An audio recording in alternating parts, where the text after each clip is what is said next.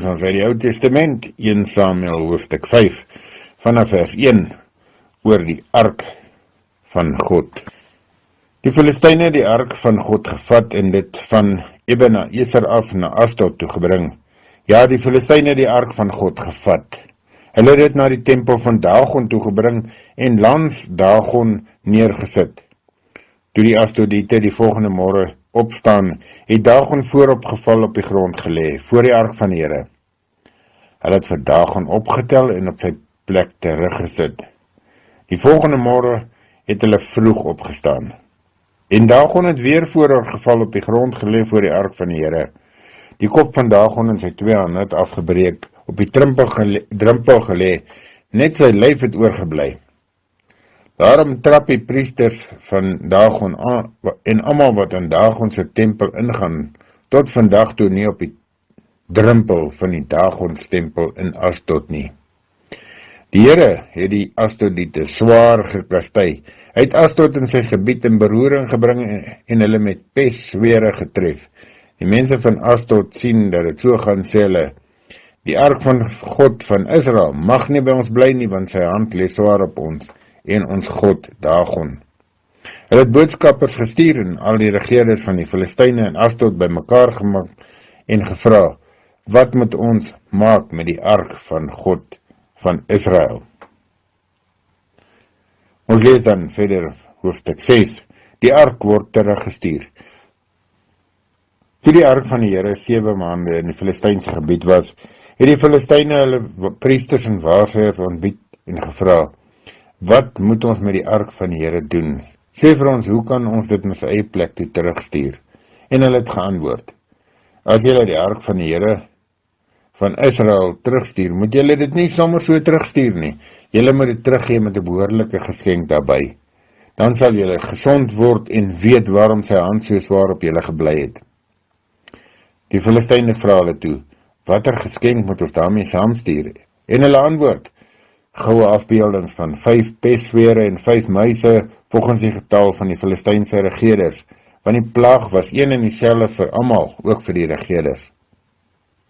Maak afbeeldings van julle swere en van die muise wat die land verniel het, en gee eer aan die God van Israel. Miskien sal sy hand nie langer swaar op julle lê nie, ook nie op julle gode in julle land nie. Waarom sou julle hardkoppig bly, soos die Egiptenaars en die Farao hardkoppig was? Toe God hulle laat swaar kry het, hulle uiteindelik die Israeliete laat gaan, dat hulle kon wegtrek. Maak dan nou 'n nuwe wa en vat 2 koeie wat in melk is en nog nie ingespan was nie, span hulle voor die wa in en keer hulle kalvers af kraal toe. Vat dan die ark van die Here en sit dit op die wa. Die goue voorwerpe wat julle as geskenk aan die Here gee, moet julle langs die ark in 'n kussie neersit.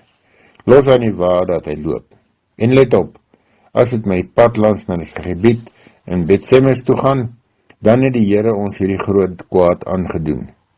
So nie, dan weet ons dat dit nie hy was nie, dit was maar net iets wat toevallig gebeur het. Die Filistyne het toe dit gedoen. Hulle het 2 koeie gevat en voor die wa aangespan en hulle galers en die kraal afgehou en die ark van die Here op die wa gesit, ook die kussie met die goue muise en die afbeeldings van die swere. Die koeie het reguit met die pad langs na Bet-Semes toe geloop. Bulk, al met die groot pad langs. Hulle het nie links of regs afgedraai nie, terwyl die Filistynse regeerders agter hulle aangeloop het, tot by die gebied van Bet-Semes. Die mense van Bet-Semes was besig om koring te oes in die laagte, en toe hulle opkyk, sien hulle die ark. Hulle was bly om dit te sien. Die wa tot by die grond van Josua van Bet-Semes gekom en daar gaan staan. Daar was 'n groot klip. Hulle het die hout van die wa stukkend gekap en die koeie as brandoffer in die Here geoffer. Die Lewiete het die ark van die Here en die kussie daar langs aan waarin die goue voorwerpe was, afgelaai en op die groot klip neergesit. Op daardie dag het die mense van Bet-Semes aan die Here brandoffers en ander dierige offers geoffer. Toe die 5 Filistynse regeerders dit sien, het hulle op dieselfde dag nog teruggegaan na Ekron toe. Die geskenk wat aan die Filistyne aan die Here gegee is, die goue afbeelding van die swere was een vir Asdod, een vir Gaza, een Askelon, een vir Gat en een vir Ekron.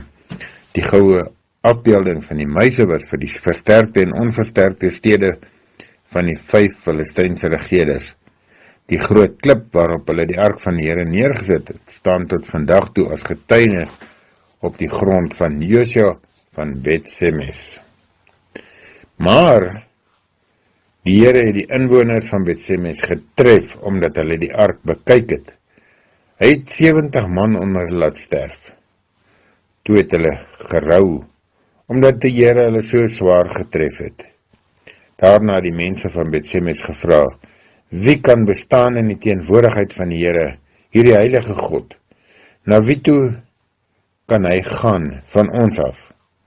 Hulle het boodskappers gestuur na die inwoners van Kiriat-Jearim toe om te sê, die Filistyne het die ark van die Here teruggebring, kom vat dit na julle toe. Interessant, hierdie gedeelte uit 1 Samuel hoofstuk 6, waar die ark van die Here dan gestuur word, van die Filistyne af terug.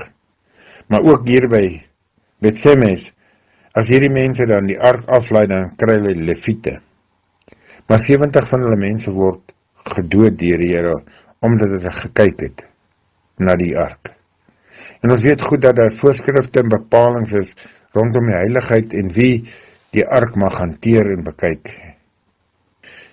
Vir my baie kere wonder of ons as moderne gelowiges, hoe sal ek dit sê, genoeg eerbied en respek het in ons omgang met die Here. Baie keer voel het vir my of het sommer so alledaagse verhouding is wat ons wil tot stand bring met 'n heilige, almagtige, ewige, regverdige God. 'n God wat die Filistyne, sowel die Israeliete, elkeen wat onwaardig in sy teenwoordigheid gekom het, baie swaar straf. Kom ons maak 'n punt daarvan, om in hierdie jaar, hierdie tyd wat voorlê, vir die res van ons lewe, elke dag voor die Here te kom, maar dan ook met die regte gesindheid van eerbied en respek. Hierdie gedeelte uit 1 Samuel hoofstuk 6 en 7 uit die 83 vertaling.